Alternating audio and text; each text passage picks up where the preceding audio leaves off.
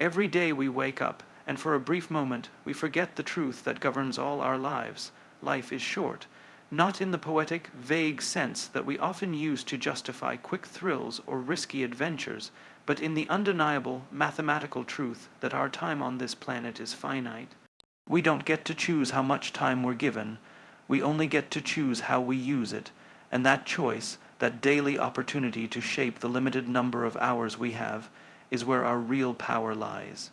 The trouble is, we forget, we fall into routines, we chase approval, we build walls around ourselves and call it security.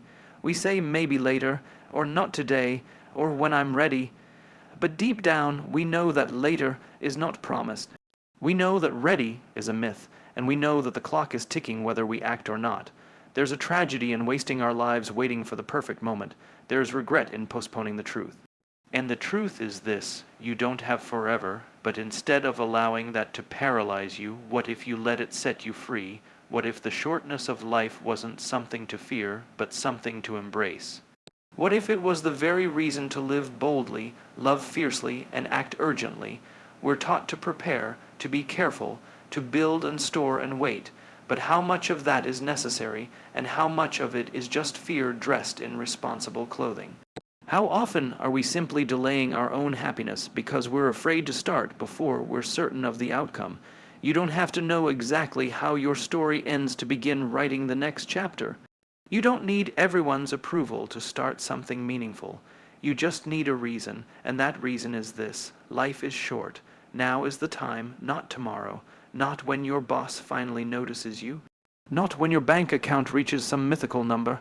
Not when you feel ready. Now, you can keep playing small, hiding behind reasons that sound logical but feel empty. You can keep convincing yourself that next year will be different. But deep down you already know. The only thing that changes next year is the number on the calendar. The only thing that changes your life is you. You want meaning. You want purpose. You want to wake up and feel like your life matters. That doesn't come from ticking boxes or following someone else's map. It comes from stepping into the unknown with courage. It comes from choosing your own path and owning it, even when it's hard. Simon Sinek once said, "People don't buy what you do, they buy why you do it." That doesn't just apply to business, it applies to life. If your life was a message to the world, what would it say? What do your choices communicate about what you value? If people looked at your calendar, your relationships, your effort, would they see the truth of your priorities? Every decision you make is a reflection of your why. And if you don't take time to define that why, the world will define it for you, and that's the most dangerous kind of drift, the kind where you don't even realize how far you've gone until you no longer recognize the person in the mirror. But the beauty is, it's never too late to remember.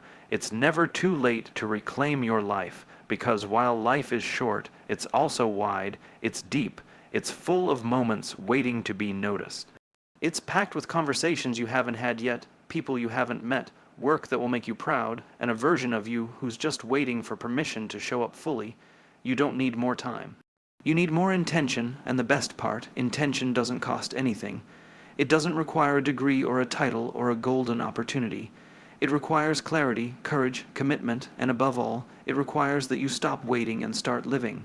So how do you begin? How do you take this truth, that life is short, and do something about it today, not tomorrow? The answer isn't complicated, but it is uncomfortable. You start by looking in the mirror and being brutally honest with yourself. Ask, am I proud of how I'm living? Am I doing what matters to me? Or am I merely existing to meet someone else's expectations? Have I settled into a version of life that feels safe but slowly suffocates me? There's no shame in admitting you've drifted. In fact, admitting it is the first act of bravery.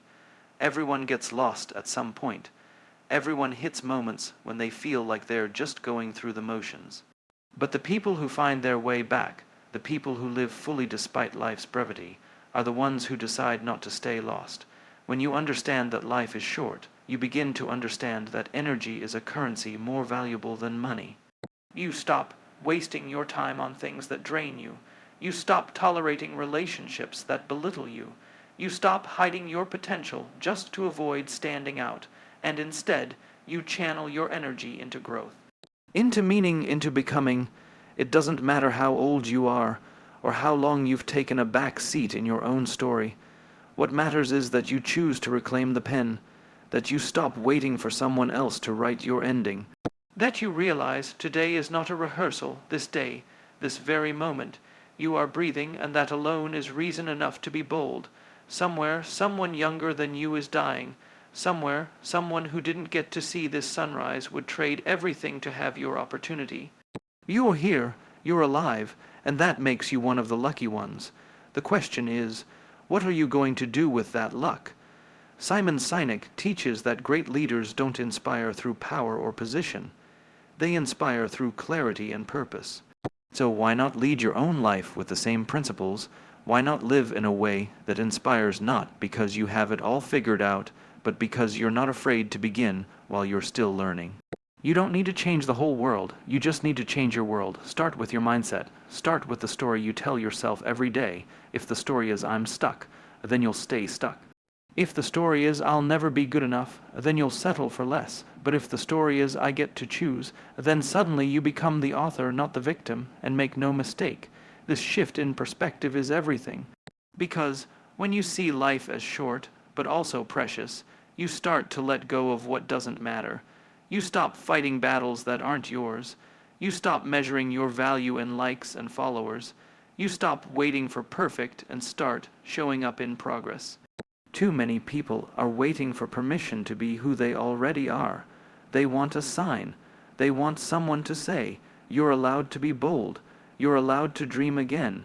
You're allowed to stop being what the world expects and start becoming who you truly are.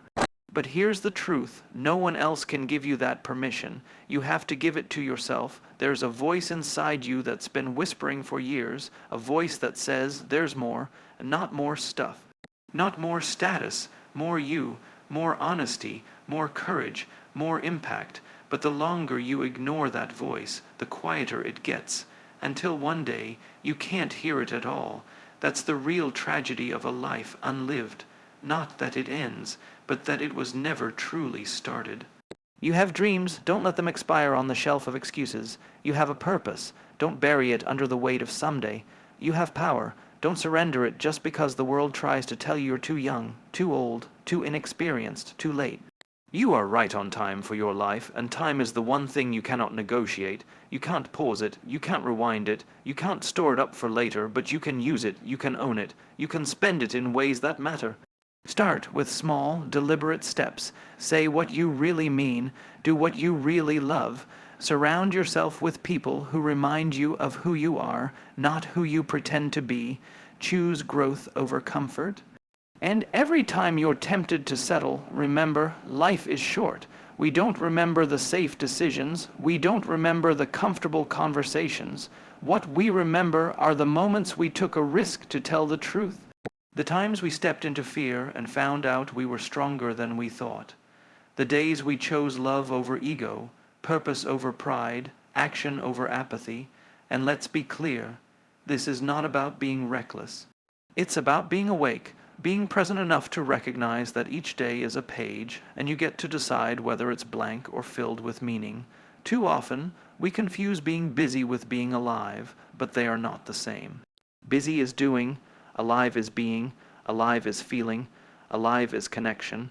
So stop numbing, stop rushing, start paying attention to the life you're already living, because that's the secret no one tells you. The life you're hoping for isn't later, it's here. It's in the way you show up at work. It's in the way you listen to your kids. It's in the way you talk to yourself when no one's watching. This is your life, not your dress rehearsal. And it's happening now, whether you decide to participate or not. So show up, take the leap, write the book, say the words, build the thing, love the people, forgive the past, celebrate the now. Because waiting is not the strategy of those who understand the value of time. Waiting is the luxury of those who think they have forever, and you don't. You have today. You have this breath. You have this heartbeat, and that's enough to begin. And now we arrive at the part no one can do for you, the part where you decide. You decide if the truth that life is short will scare you into silence or ignite you into action. You decide if today will be another ordinary day or the first page of an extraordinary life. You decide if your story ends in regret or rises in purpose. This isn't about changing everything at once. It's about changing one thing, changing the way you wake up in the morning, changing the questions you ask, changing the way you treat others, the way you lead, the way you show up. Because when you change how you live, everything around you begins to shift. Simon Sinek often reminds us that people are inspired not by perfection, but by authenticity. So stop waiting to be perfect. Be real, be vulnerable, be the person who lives so fully, so intentionally, that others feel safe to do the same.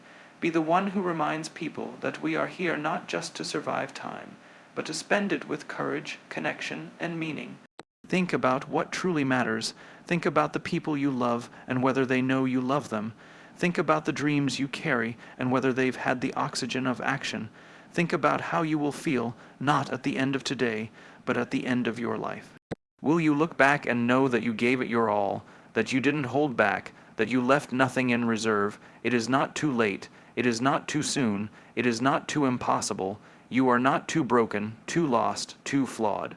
You are ready, ready to show up fully, ready to speak boldly, ready to act intentionally, ready to become the person who looks in the mirror and sees someone who lived, not just existed. The world doesn't need more people playing it safe. It needs people lit up with purpose, people who understand that life is short and still choose to give it their all, people who lead with their hearts even when it's hard, people who build things that matter, people who love without condition, people who inspire, not because they have all the answers, but because they ask better questions. And so I'll ask you this one last time. What are you waiting for? You know what you need to do. You've always known the voice inside you, the one that's been whispering while the world screamed, has been telling you all along, it's time to stop settling, time to stop delaying, time to stop doubting, time to start, because life is short, and the only thing worse than running out of time is realizing you never used the time you had. So breathe deeply, stand up straight, open your heart, and go, not tomorrow. Now,